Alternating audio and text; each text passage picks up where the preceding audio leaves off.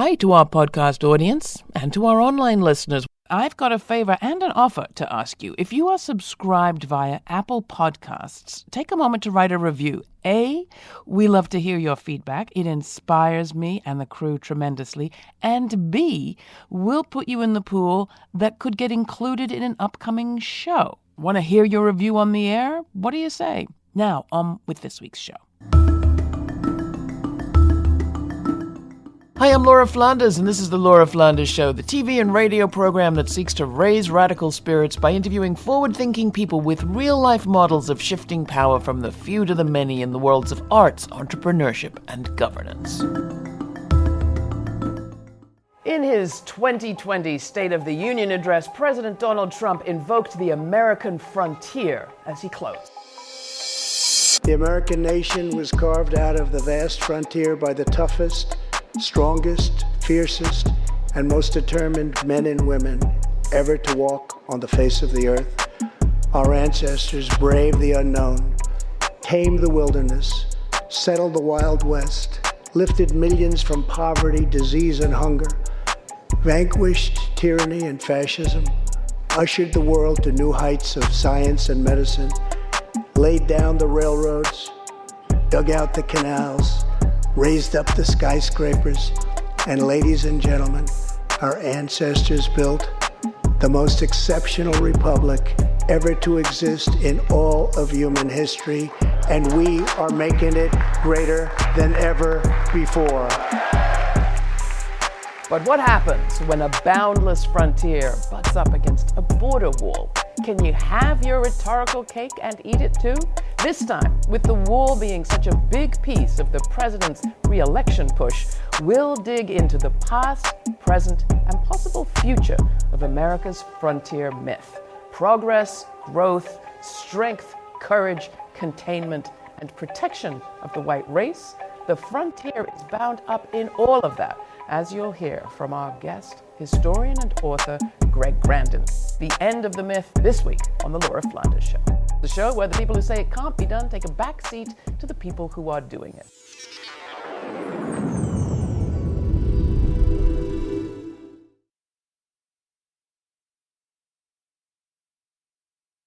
In Donald Trump's 2020 State of the Union, the word frontier appeared at least 4 times. But the American frontier isn't so much a place, writes today's guest, as a state of mind, a national myth, a disciplining mechanism.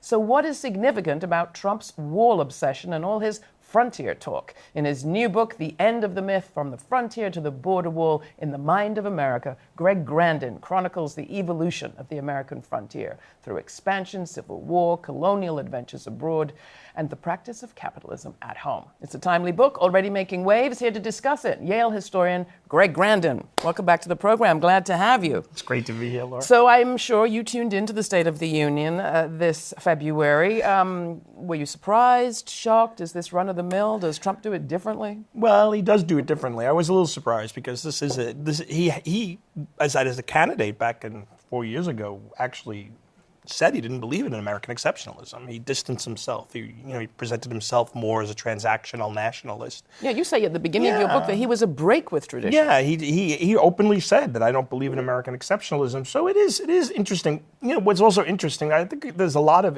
things that one can say about that speech.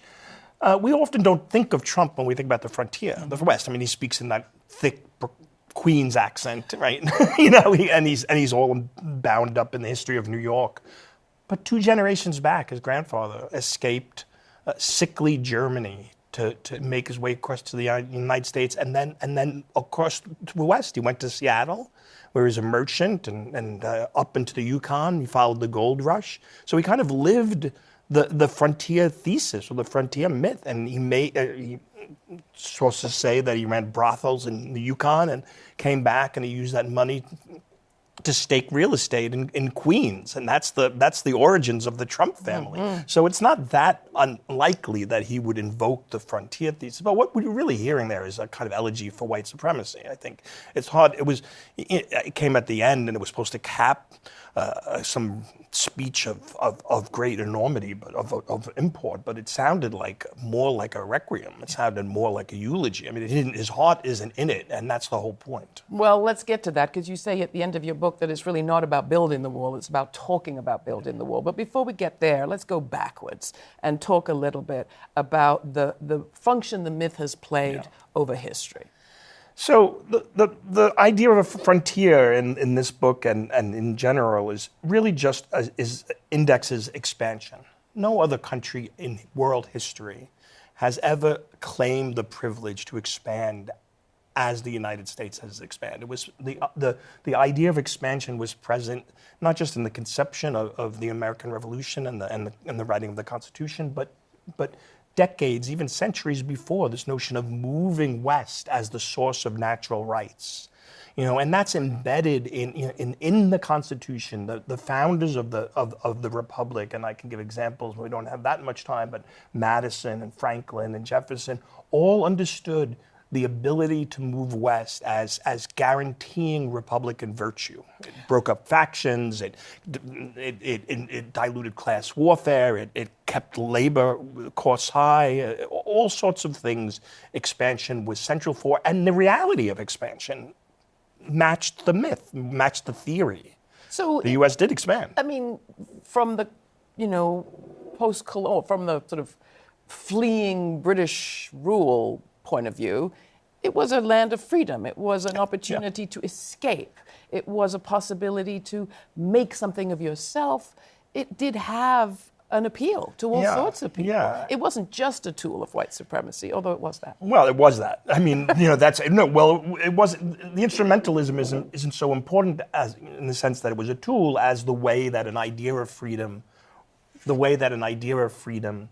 was created out of the right of expansion and moving west. And there's different iterations of it, and we don't have time to go into the 18th century, the 19th century, the 20th century. But the fact of the matter is that the U.S. did move west, and that was bound up in creating what we now call white supremacy. How so? How did it function? Well, they were Native American. I mean, this was a land possessed by peoples, and those people had to be removed from the land. And so to do that removal, you had to argue we had preeminence as white people. We had a right. We had a natural right. It certainly transformed international legal doctrine, the right of discovery and the right of conquest, and Lockean notions of property that only people who settle and add labor, mix their labor with property, have the right to possession, and therefore Native Americans. So there was all sorts of legal justifications for dispossession. But the fact of the matter, there was actual dispossession. Legal, but also cultural. I mean, it's creating a cultural sense of what it is to be an American, which is to be a white person. Freedom was defined as freedom from restraint. And that definition of freedom was predicated on the subjugation of people of color, stealing Native American land and subjugating African American labor to create wealth. That Trump talked about in his closing remarks. So you come to that question of wealth, and you talk about how the function of the frontier was also to be a safety valve, to enable people in Washington, for example, to avoid having to address inequality. Just send people somewhere else. Yeah. Well, one of the things, British conservatives would look at the United States and they would say the reason why we can't give universal suffrage here in Great Britain is because we don't have a frontier. The United States can grant universal suffrage to propertyless, white, illiterate men because they won't stay where they are and organize a labor party. They have a frontier, so it'll disperse. Now, whether that actually happened in practice, people thought it happened. It was ideologically important and central to the conception of what made America democratic. And that moving west entailed the frontier was actually a border. It entailed an enormous amount of violence. Not one trail of tears, but hundreds, if not thousands. And there were debates. I mean, talk about some of the debates in those early years around exactly this question. Well, there were debates. There were some people who thought the United States should stand pat and create a republic or a commonwealth that had actual positive content, i.e. what we might now call a social democracy or a social republic, rather than constantly fleeing forward. But it was always too easy. The frontier was just too easy to deflect class conflicts. At every turning point where the United States might have I'm talking great abstractions here, but might have turned and said, okay, let's confront ourselves, let's face ourselves. It was just too easy to turn and flee forward across the frontier. But how does that jive with, I think a lot of us in our schooling remember the debates about the Constitution and the size of congressional districts. And, you have Jeffersonian democracy being about farmers and people who know each other, fellow feeling. You don't want to get too big because you might lose that. How did that jive with the expansion? Yeah, there was some debates, but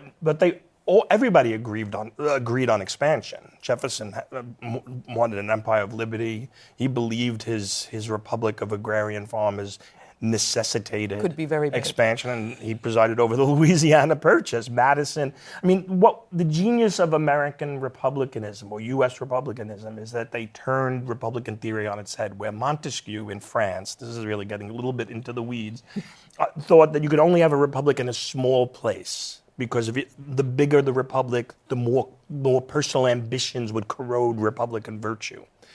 Madison, in Federalist 10, flips that on its head and said, no, the way that you maintain Republican virtue is you extend the sphere, and by extending the sphere, you actually dilute the faction, what he called factionalism, or what we might call populism. And the other thing that Madison did is that he defined personal ambition not as a corroder of virtue or a corrupter of virtue, but as virtue itself. The pursuit of individual interests is the source of Republican freedom. This is the Laura Flanders Show. I'm Laura. My guest is Yale historian and author Greg Grandin. His latest book is The End of the Myth, and it's all about how we went from an idea of a border that moved, permitting endless expansion, to a border that's fixed in a wall.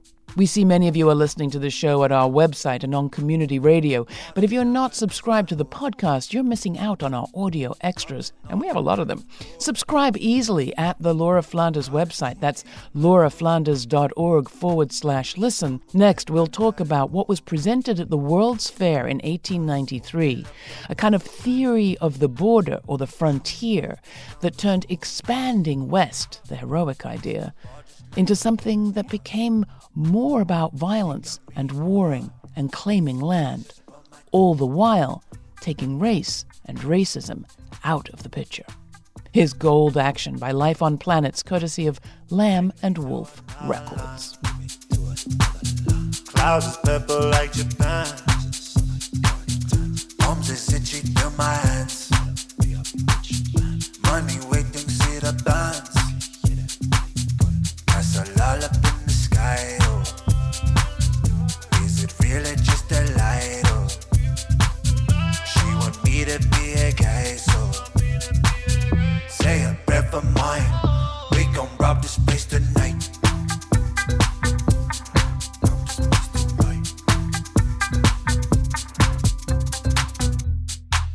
I ain't a liar. Say the word, got that flying carpet. I do think it's very important what you're leading to, and that's the part of the book where you say our frontier myth also put in place an order of individual enterprise, binding up with nature, coming up with agreements, and then maybe adding some government. Yeah. A sense of priorities that is with us even today. Yeah. When we talk about the frontier thesis or the frontier myth, we're really talking about Frederick Jackson Turner's in 1893. He was an historian in Chicago. He presented a paper at the World's Fair. He's the one who turned the expansion west into an ideology. Prior to that, there was an acceptance or an understanding that expansion entailed racism, it entailed brutality, it entailed dispossession. What Turner did is that he took all of that and he kind of deracinated the idea of the frontier, and he took the race part. He took the race part. He celebrated individualism. He argued that expansion went forward not through brutal war, like as if it was the latest battle of 1,000-year Saxon struggle for freedom, but as a result of commerce and technology and law. And why this is important is because the U.S. in the 1890s stood at the verge of catapulting itself into the world. Yeah. And it couldn't administer the world as if the world was the Louisiana Purchase writ large, as if it was Indian removal writ large. So this is how the frontier thesis becomes a universal deracinated thesis. And just to quickly come back to the Trump speech, what Trump is doing is that he's rewhitening the frontier thesis. That's why it's important. So explain that again. Well, again, so Turner, I'm sure. Because you've talked about the borderification of American politics, and I think that's where you're going, kind of. Yeah, that's where I'm going with it. So as the U.S. is moving west, the Mexican-American War is key. That's when the U.S. makes it to the Pacific.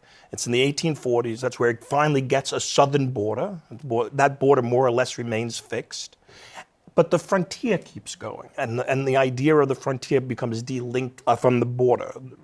It's only in U.S. English does the word frontier have this kind of existential quality. I mean, in cognates and other languages, in Spanish, frontera just means border, boundary, national, military line, a defensive line. It's only in the United States that the frontier has this idea of a creation myth where individualism is nurtured, where property is created, where value is created through creativity, through hard work, through people working the land.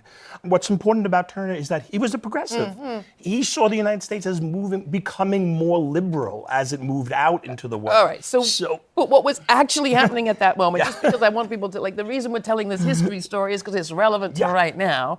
What was actually happening at that moment was this huge expansion of wealth in a few hands. You had the robber barons. You could have had you did have demilitarization after the Civil War. You could have been using all those resources to do something like Reconstruction, sharing wealth, bringing a society together. Yeah. Instead, we go on this expansionist war, Mexico and others, and become embroiled in this conflict about what is the nature of the state? What is the role of the state, of the government? And that's a conflict that plays out in the 1930s. There's enormous... It feels terribly familiar to this moment right now. Yeah, exactly.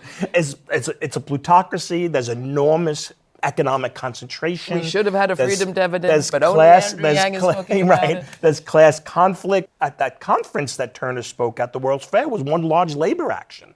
Right. There were general strikes. The railroad workers had literally shut down the road to the west. They had just shut the frontier down while Turner was speaking.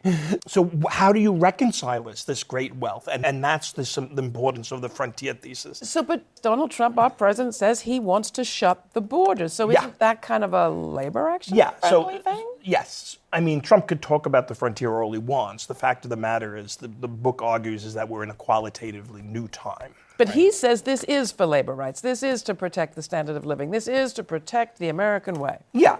I mean... And it works. He got votes for that last time. Well, the way that national chauvinism and national socialism often speak in the language and speak in the name of the worker or the working class. I mean, the thing about the frontier thesis is that it marginalized extremism on both sides of the political spectrum. The constant moving out forward allowed the U.S. to constantly defer its extremism, its fringe, right? And all of the trauma generated by the last war could just be rolled over into the next war. That's finished. We no longer have that option. We have the war. We have the trauma. Yeah, but we don't have the missionary, messianic justification that can channel ideologically the passions and the furies outward. That's why we've seen since 2006, 2005, the frenzies, the furies, flying around the homeland. So people have kind of had it with wars on behalf of democracy around the world, the sort of Clintonian special role for the U.S. in whether they had it. I think they have had it. I think people are exhausted by an endless war. I think that's true. So in a way, finally, we're at a end point. Of the safety valve. Yes, I think that's the structural argument of the book, is that to explain the current moment of polarization and extremism and the rise of an unhinged nationalist right that has turned cruelty into a point of pride. I think you have to look at the closing of the frontier, and in three very specific ways. One is war, and we're at war, and we're always at war, but it's no longer a missionary. It's no longer completely justified in missionary terms. Two is the collapse of the economic growth model. 2008, 2007, and the deepening economy of, can't just expand. the deepening of the inequality, right? There's no more can you make the argument that growth will lift all boats, because there is no growth. There's just concentrated wealth. And third, more than anything else, is the climate crisis. You know, there's a cap. Yeah, there's the politicians can no longer point beyond the frontier and say, that's where our problems In will the be State of solved. the Union, Trump's saying we're going to go to this Mars. Yeah, he can say whatever he wants. You know, other presidents, when they invoke the frontier, had the ability to actually expand. So when Reagan, for instance, after the malaise of the 70s, came back and revamped the Cold War and restarted the frontier and reclaimed the frontier, he was able to, you know, basically privatize the New Deal and jumpstart growth. And he was able to push into Central America and push into the Third World. So there was a material context for that re-ideologization. So you're saying there isn't a material context for the boldly go Star Wars reference, Star Trek maybe, space program that Trump is pushing? Well, the space, this is my little bugaboo, is that the space program actually, a lot of people like to make fun of Trump for the space program, but the Pentagon's been pushing for, you know, so it's only, but does it function? I guess my point as a sort of safety I would valve? say that if you Not really, you can't send enough people there. Yeah, I would say that if you listen to the rhetoric, what he's talking about is space as a giant wall, as a border, not as a frontier. I mean, he might use the word frontier, but he talks about militarization of space. He talks about basically space as if it was a giant wall. The tagline for our show is people doing things that other people think might be impossible. We try to lift up like positive models. There are some in your book of thinking about frontiers differently. One may be the Bolivarian Republic idea, the Central American, South American notion. Another, perhaps, we've had Roxanne Dunbar-Ortiz on this program, the author of the wonderful Indigenous History of the United States. The prehistory to the American colonial story was a sort of federation of Native Americans who traded and related and connected. Long before colonial settlers did it. Name one. Is there a model out there of thinking about working around making real a relationship across borders in current life? I mean, I think there's a lot of models, but there's basically two responses to the idea that the frontier is, to the realization that it can't go on the way it's been going on, that the frontier is closed. One is the barbarism and nationalism and the nationalization of border brutalism that we've seen with Trump, turning the militarization of the border, which long predates Trump, but turning it into a spectacle in which he organizes his base. And he tells them that, we can continue going on. All we have to do is build a wall, and then we can burn gas, and we just have to keep them out. I think that's some people present that as a demystification of American ideology. I think it's just a remystification, because you can build the wall as high as you want, but things cannot continue to go on the way they are.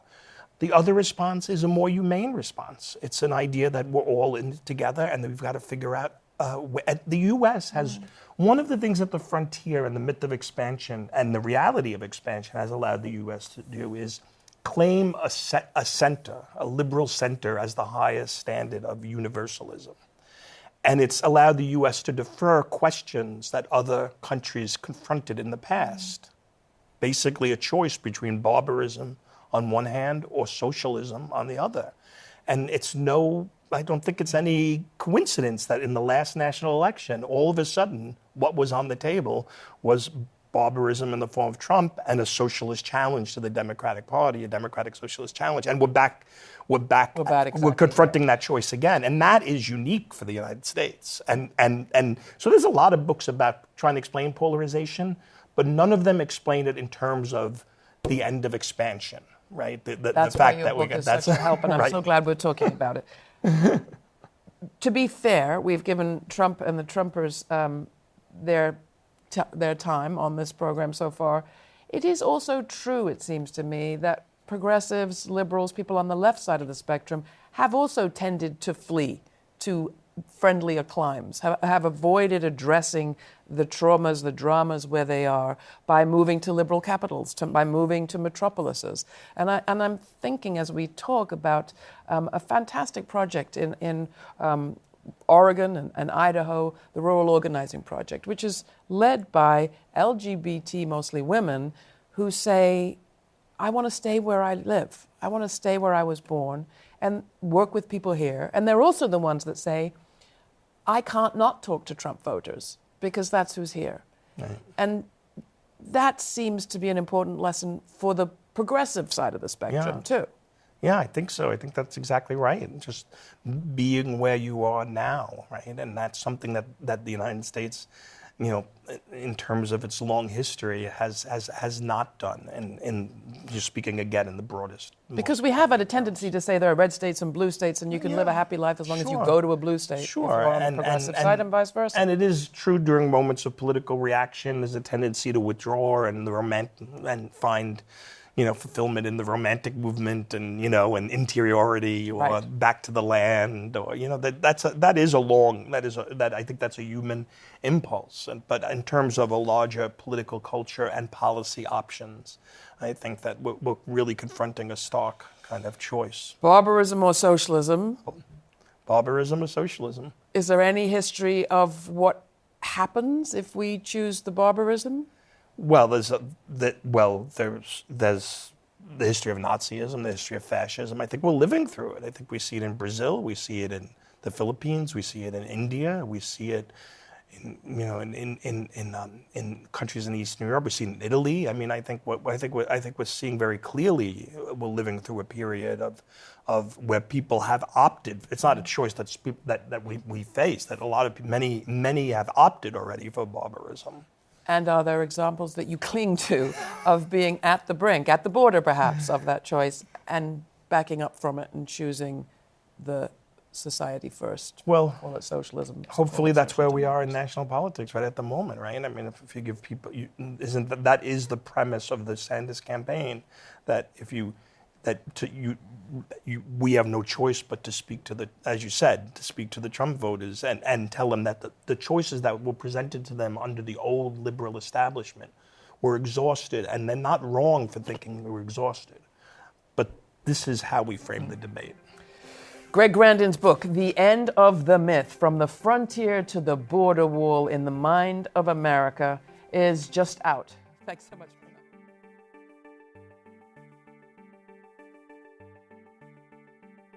For more information on Greg Grandin, our guest today, and the book, along with additional research materials and links to related episodes, go to patreon.com/The LF Show.